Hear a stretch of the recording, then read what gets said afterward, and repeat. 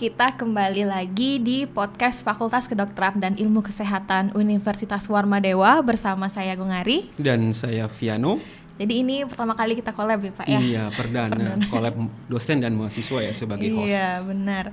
Nah, pada hari ini kita sedikit ngobrol-ngobrol ya Pak tentang motivasi belajar dan revolusi mengajar. Jadi yang topik motivasi belajar mungkin cocoknya nih sama adik-adik mahasiswa di FKIK Unwar, dan topik revolusi mengajar ini mungkin cocok untuk teman-teman dosen nih yang di FKIK Unwar.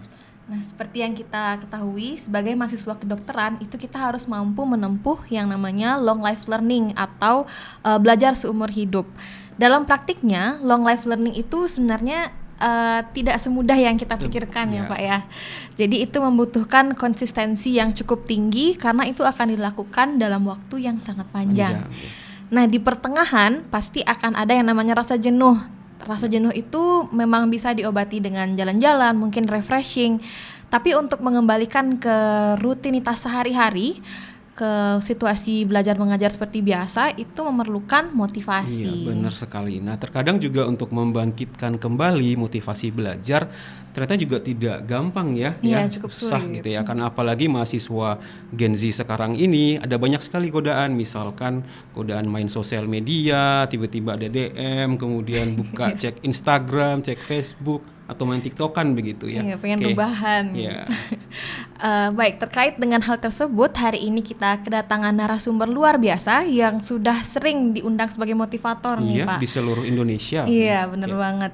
Yaitu Profesor Dr. Insinyur Marsudi Wahyu Kisworo IPU. Oke. Selamat datang Prof Marsudi. Terima kasih, selamat sore. Sehat Prof? Alhamdulillah sehat. Untuk hari ini kita ingin ngobrol-ngobrol sedikit nih Prof tentang motivasi belajar dan revolusi mengajar. Jadi kita ingin pendapat Prof tentang bagaimana cara untuk meningkatkan motivasi belajar pada Gen Z, mengingat kan Gen Z itu lebih mudah jenuh dibandingkan dengan generasi-generasi lainnya. Iya, karena melihatnya motivasi dari kacamata generasi dulu. Coba Gen Z itu kalau main game jenuh nggak?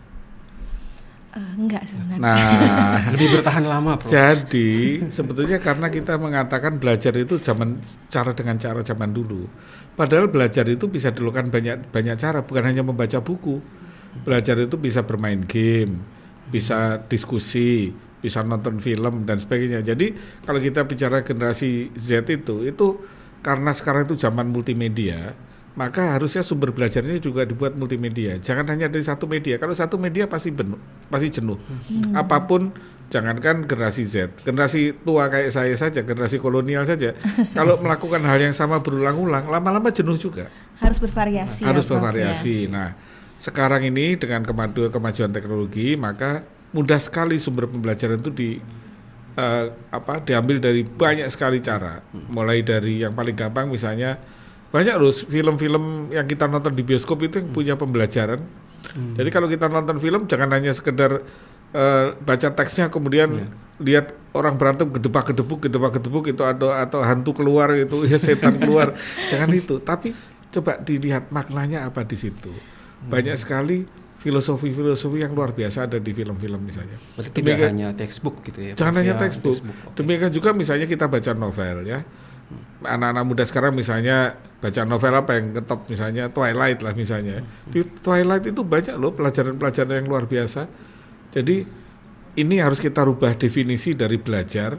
Belajar itu kalau generasi kolonial dulu memang hanya baca buku atau sekolah atau kursus. Tapi untuk generasi Z, belajar itu segala macam cara bisa dilakukan. Ini cara yang pertama untuk membangun motivasi ya.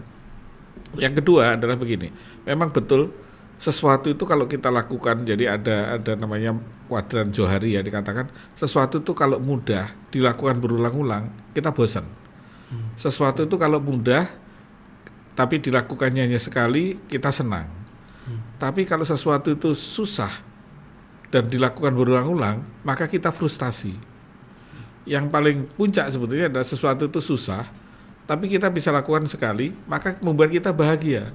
Nah, jadi harus dicari modus-modus belajar yang membuat kita seperti itu. Jadi contohnya main game itu kan ada tingkatannya, ada Ada levelnya, levelnya gitu. makin Iya. level makin tinggi makin susah. Makin Itu susah, kan membuat ya. kita penasaran dan akhirnya kita mau mencoba untuk level berikutnya. Lebih terpacu. Termotivasi. Lebih terpacu.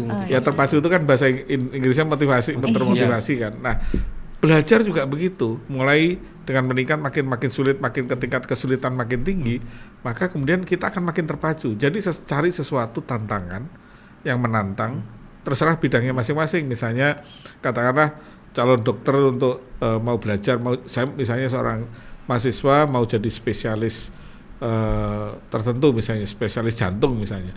Cari sesuatu yang challenging di sana. Karena sesuatu itu kalau menantang membuat kita termotivasi. Tapi kalau sesuatu nggak menantang, ya bosan. Ya. Itu jadi harus intinya. step by step begitu Nah, ya. kemudian tantangannya juga nggak boleh terlalu berat karena kalau ujuk-ujuk berat, Langsung kalau susah, down gitu. lama-lama kita frustasi. Jadi harus meningkat pelan-pelan. Harus gitu. bertahap ya. Harus Prof, ya. bertahap. Oke. Baik, terkait dengan motivasi yang tadi. Jadi sekarang sering banget dengar kalau misalkan mahasiswa tuh bilang, oh susah banget nih mencari motivasi. Sebenarnya apa sih yang membuat motivasi internal itu lebih sulit untuk dibangkitkan? Kenapa itu sulit sekali untuk dibangkitkan? Iya, begini, karena kalau motivasi eksternal itu kan kita menggunakan energi orang lain untuk membangkitkan motivasi. Jadi lebih mudah. Tapi kalau motivasi internal, energi kita sedang rendah, dipakai untuk memotivasi sendiri, ya nggak bisa gitu. Makanya kadang-kadang diperlukan juga motivasi dari luar. Karena pada kondisi tertentu memang kondisi setiap manusia itu motivasi kita itu selalu naik turun. Pas motivasi kita turun, itu akan sulit kita memotivasi diri sendiri. Karena apa? Karena energi kita sedang turun, nggak bisa ngangkat dipakai. Jadi ibaratnya orang sedang lemah, terus ngangkat diri sendiri kan nggak bisa. Ya, betul. Kita perlu orang lain yang mengangkatkan kita. Disitulah perlunya motivator. Nah, motivator itu tidak harus selalu manusia. Bisa baca buku, bisa nonton film. Tadi saya berikan contoh misalnya, kita banyak nonton film-film apapun ya, itu selalu di dalamnya itu ada sesuatu yang membuat kita termotivasi untuk sesuai dengan bidang kita. Misalnya yang senengannya IT misalnya, benar bidang saya IT ya, saya kasih contoh yang paling gampang. Begitu nonton film Iron Man itu jadi pengen bikin kayak gitu. Nah, jadi termotivasi kan. Mungkin kalau kedokteran misalnya nonton film Doctor Strange terus bisa menghilang gitu. Itu membuat termotivasi juga ya. Menghilangkan penyakit maksudnya. Menghilangkan penyakit gitu. Nah, jadi inti dari motivasi itu kalau memang tubuh kita sedang lemah, tidak mungkin kita bisa memotivasi diri kita. Kita perlu ibaratnya obat atau suplemen dari luar, yaitu bisa motivator manusia, bisa juga buku, bisa juga yang lain-lain, film dan sebagainya. Yang paling laku memang manusia. Kebetulan saya ini kan motivator, jadi sering diminta bantuan oleh siapapun juga untuk meningkatkan motivasi mereka. Nah, itu memang itu ada teknik-tekniknya. Ada teknik-teknik bagaimana membuat seseorang itu motivasi itu kan berkaitan dengan keyakinan. Nah, bagaimana keyakinan itu dibangkitkan lagi, terutama keyakinan untuk masa depan. Misalnya seseorang kalau personal ini ya, kalau kita bicara bukan motivasi publik ya, motivasi orang per orang, itu kita lihat orang tersebut apa cita-citanya apa, keinginannya apa. Maka dengan kita tahu keinginan apa tuh cita-citanya apa, maka kita bisa terapkan motivasi untuk menuju ke keinginan tersebut. Istilahnya itu dengan teknik-teknik coaching atau teknik-teknik mentoring dibuat dia agar penasaran.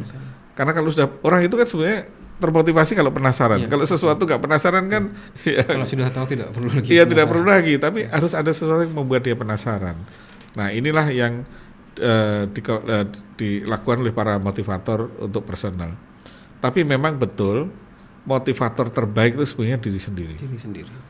Motivator terbaik adalah diri sendiri. Makanya kalau orang itu memang malas, terus malas belajar, ya akan malas dia. Nah, ketika disitulah kemudian diperlukan orang lain untuk membuat dia menjadi mau lagi belajar. Apalagi tadi bicara namanya lifelong learning ya. Lifelong learning itu kan belajar sepanjang hayat tuh nggak ada berhentinya. Mulai dari lahir sampai mati kita belajar terus.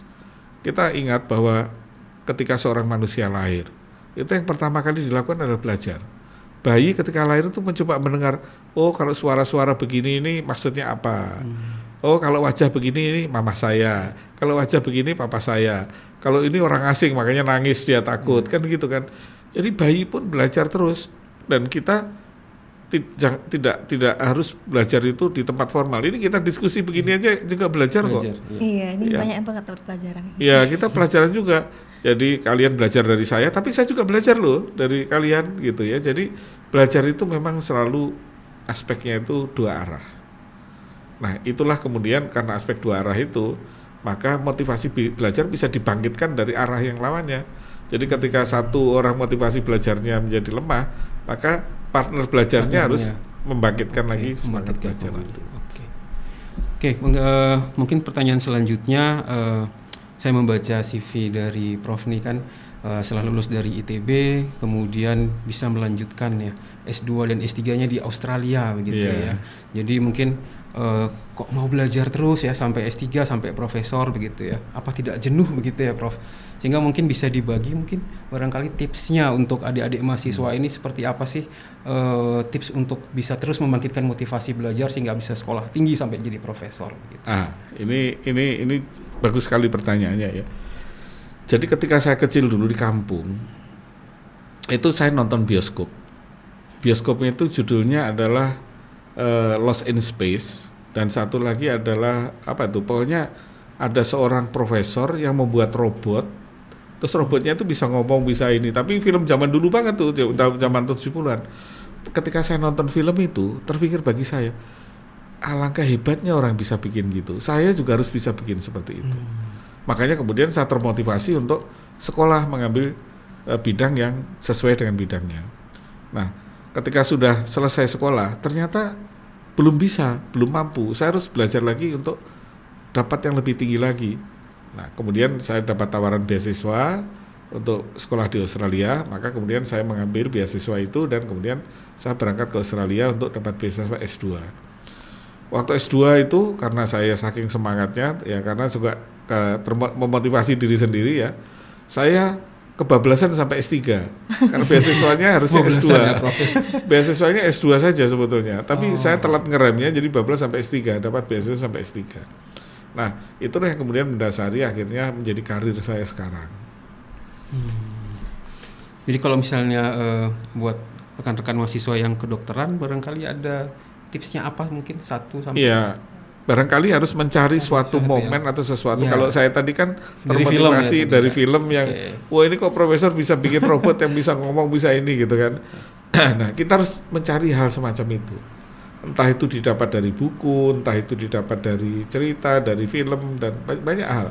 Misalnya kalau kedokteran saya nggak tahu spesifik ilmunya ya, tapi pasti banyak itu film-film tentang dokter yang hebat, yang kemudian membuat, wah ini kok dokter ahli bedah jantung ini kok hebat, saya pengen seperti itu. Nah itu kemudian memotivasi. Harus ada pencetusnya ya. Harus ada pencetusnya. Pemicunya gitu ya. Pemicunya, karena manusia itu sebetulnya bisa didorong motivasi dengan 2 cara. Yang pertama itu karena memang ada pencetus tadi.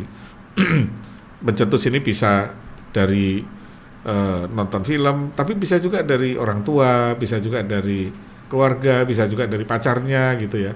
Tapi ada juga pencetus yang kedua, yang namanya kepepet. Jadi manusia itu punya namanya the power of kepepet. The power of kepepet. Ketika sudah kepepet, maka semuanya jadi bisa. Mau ujian mendadak belajar. Deadline. Atau sudah ditagih sama calon mertua kok nggak lulus kan kepepet kan.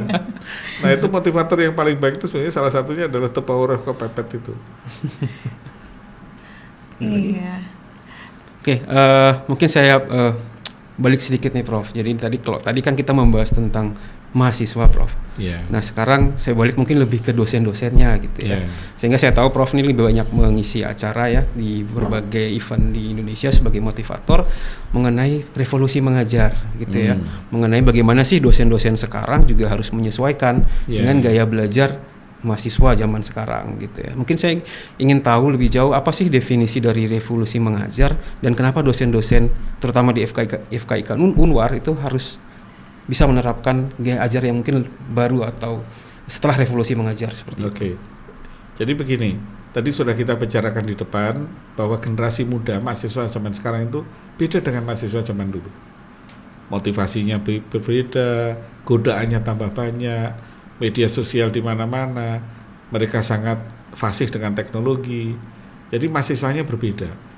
Nah, kalau menurut teori saya, itu kalau guru zaman dulu itu cocoknya hanya untuk ngajar murid zaman dulu. Nah murid zaman sekarang ini harus diajar oleh guru zaman sekarang. Makanya guru zaman dulu harus merubah dirinya menjadi guru zaman sekarang. Nah, guru ini termasuk dosen ya. Nah karena merubah ini sangat fundamental, sangat mendasar, maka saya sebut sebagai revolusi. Jadi revolusi bagaimana cara mengajar. Karena mahasiswa sekarang itu kalau diajar kayak zaman dulu ya, kayak zaman saya dulu misalnya dosennya ngomong mendikte terus kemudian mahasiswanya nyatet gitu, itu udah pada ngantuk semua dan nggak ada yang masuk ke otak. Tapi zaman dulu saya belajar begitu. Tapi kalau zaman sekarang kita lakukan seperti itu, maka ilmu itu tidak akan sampai kepada si mahasiswa. Makanya dosennya harus berubah apa? Berubah kepada learning style atau gaya belajar anak-anak zaman sekarang. Anak zaman sekarang itu sudah sangat akrab dengan teknologi, salah satu contoh. Jadi ketika masuk kelas, kalau zaman dulu karena nggak ada HP, nggak ada internet ya, kalau saya masuk kelas itu dosen saya ngomong apa saja ya itulah kebenaran. Tapi zaman sekarang kan kalau dosen ngomong sesuatu, mahasiswa bisa ngecek kan, ini di Google ada nggak ini ngawur apa tidak ini. Bahkan mungkin mahasiswanya sudah tahu lebih dahulu.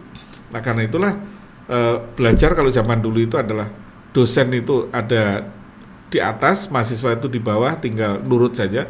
Zaman sekarang itu setara. Dosen juga punya pengetahuan, mahasiswa juga punya pengetahuan. Nah, yang kedua adalah perbedaan dari motivasi yang kita bicarakan tadi. Zaman saya kecil dulu kalau ditanya, apa cita-citanya? Jadi dokter, jadi insinyur gitu. Kalau anak sekarang ditanya apa cita-citanya? Jadi YouTuber, jadi selebgram. Pencetusnya berbeda ya, Prof ya. Atau lebih parah lagi, apa cita-citanya? Tahu.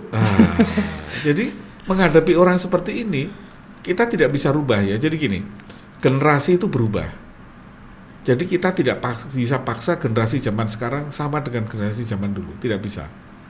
Yang bisa kita lakukan adalah generasi zaman dulu merubah dirinya untuk menjadi generasi zaman sekarang.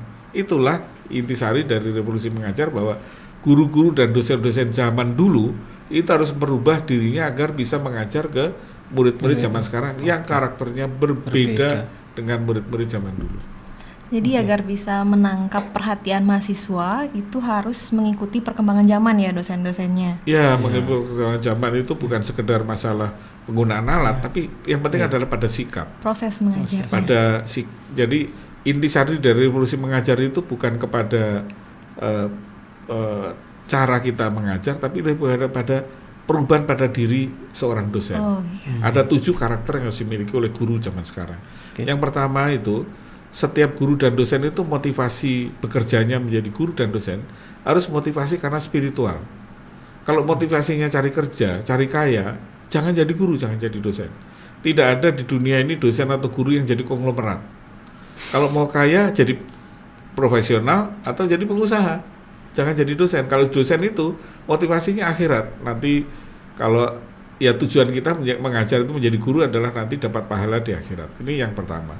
Yang kedua adalah setiap dosen itu harus bisa mentoleransi ketidaksempurnaan. Kenapa?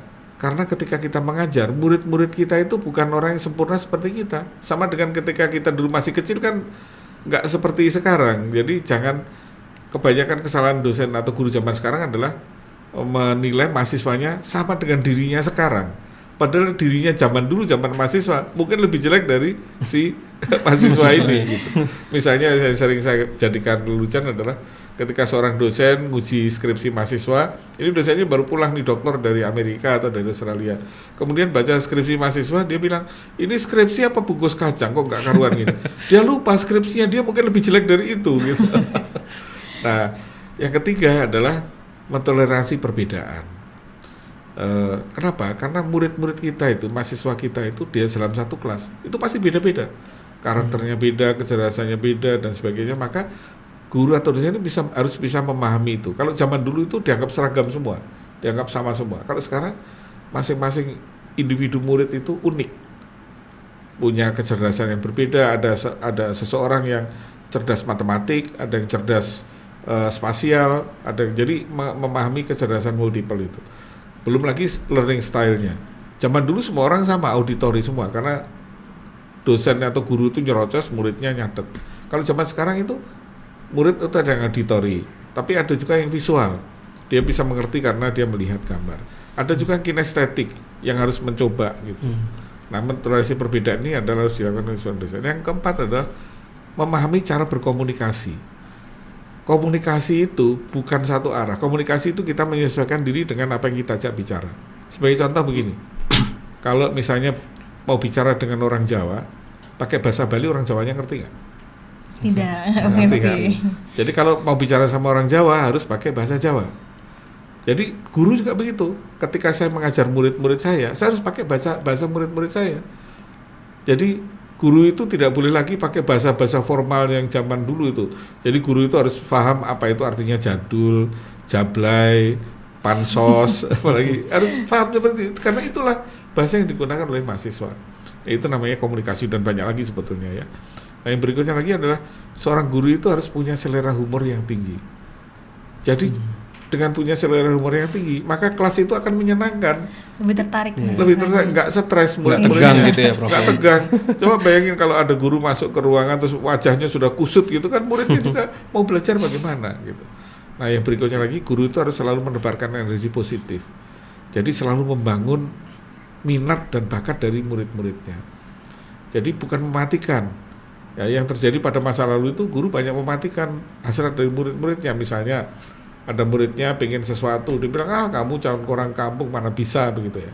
Nah, itu tidak boleh lagi. Guru justru harus membangkitkan bahwa segala sesuatu itu bisa. Makanya salah satu contoh yang saya pakai di buku saya, guru yang hebat itu dulu ada namanya Pak Tino Sidin. Nggak pernah ngalami ya Pak Tino Sidin ya. Pak Tino Sidin itu dulu di TV, kalau ada gambar apa saja dibilang bagus, tidak pernah dicela sama dia. Apapun selalu dibilang bagus. Mengapresiasi ya. Apresiasi. Nah, inilah sifat-sifat yang harus dimiliki seorang guru. Dengan demikian maka dia siap untuk merevolusi. Jadi revolusi mengajar itu bukan sekedar revolusi cara dia mengajar, tapi juga revolusi pada diri dari masing-masing guru. Oke. Baik, terima kasih Prof. Tadi ada 7 ya. Cuman saya ingat tadi yang pertama tadi ya, dosen tidak bisa kaya ya ternyata. Kalau mau kaya jangan jadi dosen. Kalau mau kaya jadi dokter praktek aja. Pasti kaya itu. Tapi tadi dikatakan masuk surga ya nanti ya. Tapi Banyak pahalanya Pak. Banyak pahalanya. pahalanya. Oke Prof, mungkin satu yang terakhir ya, mungkin pendapatnya sedikit. Tadi bicara soal minat bakat tadi. Di institusi kami sadar bahwa di pendidikan ini juga harus melakukan penelitian, Prof. Yeah. Ya. Nah, ini kebetulan kan Prof Marsudi juga sebagai Dewan Pengarah Badan Riset dan Inovasi Nasional Indonesia, gitu ya. Jadi mungkin barangkali bisa bagaimana cara membangkitkan semangat atau kreativitas penelitian baik itu pada mahasiswa ataupun juga pada dosen, gitu ya. Mungkin barangkali apa sih kiat-kiatnya agar kita bisa lebih meningkatkan motivasi melakukan penelitian gitu, Prof? Ya, ini jadi begini, bangsa kita ini sekarang menghadapi masalah besar karena adanya perubahan iklim. Kan sekarang makin panas di mana-mana. Iya, Dulu 10 tahun yang lalu kalau kita pergi ke Bedugul itu masih adem. Sekarang sudah panas kan ya. Sama di mana-mana iklim itu naik. Akibat dari perubahan iklim ini apa yang terjadi? Akan terjadi banyak bencana alam. Akan terjadi bencana kelaparan, bencana kekeringan yang sering ada di media itu. Nah, untuk Indonesia apa dampaknya? Yang pertama adalah kita ini terancam kedaulatan pangan kita. Sekarang ini pangan kita ini sebagian besar sudah impor. Artinya apa? Kalau suatu saat ada masalah dari negara tempat kita impor atau ada perang, maka sebagian besar bangsa kita ini bisa kelaparan, nggak bisa makan. Nah, yang kedua, dikatakan kalau pangan kan nggak ada urusannya sama FK ya. Yang kedua nih yang paling bahaya, kesehatan. Kesehatan ya. Karena adanya perubahan iklim, timbullah penyakit-penyakit baru. Ya. Iya. COVID itu COVID adalah ya. penyakit yang timbul karena perubahan iklim. Infectious disease biasanya. Iya, infectious disease itu makin banyak di mana-mana, dan infectious disease ini juga entah itu bakteri, entah itu kuman, entah itu virus ya. selalu bermutasi. Ya. Dan ketika terjadi perubahan iklim, mutasi mereka makin cepat. Akibatnya sekarang penyakit itu juga makin banyak. Nah, dengan itu artinya Indonesia pada masa lalu itu kita tidak punya kedaulatan kesehatan. Sebagai contoh yang sering saya sampaikan ke bentuk lelucon ya, Indonesia itu paracetamol aja nggak bisa buat. Paracetamol aja impor. Impor. Iya benar. Kan parah itu. Bahkan lebih lucu lagi, tusuk gigi yang kita pakai habis makan itu impor loh. Oh, impor. Tusuk gigi aja kita nggak bisa bikin. Jangan kita ngomong yang HP yang canggih-canggih atau tablet itu. Tusuk gigi aja kita impor. Nah, kita fokus ke kesehatan ya. Sekarang ini kita semua vaksin impor, obat-obatan impor. Nah, bayangkan kalau suatu saat terjadi bencana alam sehingga kita tidak bisa dapat vaksin, tidak bisa dapat obat-obatan. Maka berapa banyak korbannya di Indonesia. Padahal Indonesia itu negara yang sangat kaya dengan tumbuh-tumbuhan obat. Negara dengan kekayaan biodiversity yang terbesar di dunia adalah Indonesia. Di sini ini banyak tanaman-tanaman yang luar biasa yang oleh sejak zaman nenek moyang kita dipakai untuk obat-obatan, tapi kita nggak anggap itu ya. Kita lebih senang obat-obat kimia ya. Iya. Sakit dikit dihantam pakai antibiotik kan gitu kan. Jarang ya. Nah, ini padahal potensinya herbal besar gitu ya. Makanya para dokter ini khususnya harus mulai juga ya. Udah mulai berubah juga. Iya. Jangan dikit-dikit dihantam dengan antibiotik gitu ya. Kenapa? Kalau saya itu punya prinsip bahwa tubuh manusia itu sebenarnya bisa punya kekuatan untuk melawan penyakit apapun. Tidak ada yang tidak bisa dilawan oleh tubuh manusia. Tapi karena terbiasa kita pakai obat-obatan, akhirnya manja, akibatnya antibodi kita jadi loyo. Kayak seorang anak yang nggak pernah berkelahi kan loyo dia. Tapi kalau sudah terlatih, maka kan ya dalam ilmu kedokteran sama kan. Kalau kita terkena infeksi, tubuh kita membuat antibodi. Sehingga kalau dia lagi datang lagi, langsung dilawan. Sudah dikenali antibodi. Nah, ya. Kalau sekarang begitu ada penyakit kita hantam pakai obat, maka antibodi kita ya santai-santai aja gitu. Nah, di sinilah kemudian harus mendorong pada generasi muda bahwa negara kita ini, nasib bangsa kita ini sangat rawan dari kedaulatan kesehatan. Itu baru ngomong obat, belum ngomong alat kesehatan. Coba, alat kesehatan kita semua impor. Nah, ini tidak boleh seperti itu terus. Makanya anak-anak muda itu sudah harus mulai melirik kepada dua problem besar bangsa kita, yaitu pangan dan kesehatan. Ini sudah jadi problem nasional. Bahkan Presiden pun sudah berapa kali menyampaikan itu. Nah, inilah kesempatan untuk anak-anak muda untuk mengambil karir di bidang kesehatan. Jadi saya bilang bahwa karir masa depan, profesi masa depan, ini kan nanti akan ada otomasi, ada AI sekarang, nanti banyak pekerjaan diganti sama robot. Ya. Banyak pekerjaan akan hilang. Tapi profesi yang tidak akan bisa dengan robot itu adalah yang pertama dokter, yang kedua guru, ya. Itu profesi yang tidak pernah tergantikan oleh robot apapun juga. Banyak sekali. Nah, jadi mengambil profesi bidang kesehatan itu profesi masa depan. Jadi teruslah anak-anak muda itu menggeluti bidang kesehatan. Karena kesehatan itu adalah profesi masa depan. Kemarin aja gara-gara pandemi contohnya, kita ini nakes kan kurang. Iya, kurang sekali waktu itu. Kurang sekali. Kebetulan saya ini kan ketua Asosiasi Pendidikan Vokasi seluruh Indonesia. Salah satu kelompok dari anggota saya itu adalah perguruan tinggi kesehatan, stikes itu. Itu sampai mahasiswanya pun dikerahkan karena kekurangan. Okay. Ini baru pandemi COVID yang untuk ukuran memang pandemi COVID itu besar ya, tapi untuk ukuran Indonesia kecil. Kenapa? Karena jumlah penderita COVID kita itu dibandingkan dengan Amerika, dengan yang lain itu persentasenya kecil. Di Amerika itu lebih dari 5%. Kita ini kan hanya korbannya hanya sekitar 6 juta dibagi 270 penduduk, itu hanya kecil sekali. Tetapi itu pun kita masih kekurangan tenaga kesehatan. Nah, belum lagi kalau kita bicara lebih tinggi lagi dokter. Dokter itu kan mestinya di setiap desa ada dokter. Iya, sekarang malah susah ya. Sekarang susah. Pertama adalah dokter-dokter nggak mau tinggal di desa. Yang kedua memang jumlahnya juga kurang.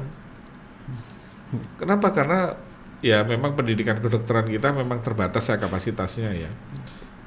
Jadi ini yang harus kemudian bisa dijadikan motivasi untuk anak-anak muda masuk di bidang kesehatan dan kemudian melakukan penelitian-penelitian. Banyak misalnya contohnya kita bicara tanaman obat. Banyak tanaman obat yang bisa digunakan untuk ganti paracetamol, banyak loh. Tanaman obat yang untuk misalnya apa? Misalnya jahe dicampur dengan ini itu bisa menghilangkan sakit kepala loh. Sebagai antiinflamasi. Antiinflamasi kan. Nah, jadi banyak untuk antiinflamasi, antihistamin dan sebagainya itu banyak sekali kita punya tanaman obat yang perlu untuk diteliti. Nah, jadi anak-anak muda sekarang harus masuk ke sana. Lebih jeli melihat peluang. Peluang itu. Jangan kita impor obat melulu. Baik Prof. Ada lagi? Dari saya cukup. Oke. Baik, jadi mungkin sekian dulu waktu yang kita punya nih dokter untuk Bincang-bincang kita pada kesempatan kali ini, Prof. Baik, Dok. Baik, jadi saya langsung saja ke kesimpulan dari bincang-bincang kita pada kali ini. Jadi mengenai motivasi belajar internal itu sebenarnya bisa dibangkitkan dengan beberapa hal, misalnya belajar yang lebih bervariasi, yang melakukan belajar dengan style yang menggunakan multimedia seperti itu, dan kita harus mencari sesuatu yang challenging, jadi harus ada pencetusnya seperti itu. Sementara untuk yang revolusi mengajar ya, tadi Profesor sudah menyampaikan bahwa dosen-dosen sekarang pun juga harus lebih jeli lihat atau lebih peka melihat karakter dari mahasiswanya. Jadi bahan-bahan ajaran atau metode pengajarannya itu juga menyesuaikan dengan karakter mahasiswanya dan juga menyesuaikan dengan gaya belajar mahasiswa zaman sekarang begitu. Iya, benar sekali. Jadi terima kasih atas insight-nya Prof. Marsudi. Kita sudah sampai di penghujung dari podcast kita hari ini. Barangkali sekian dulu untuk bincang-bincang dengan Prof. Marsudi. Semoga di kesempatan lain kita bisa berbincang-bincang lagi. Sampai jumpa di episode selanjutnya dengan topik yang pastinya makin menarik. See ya. Terima kasih.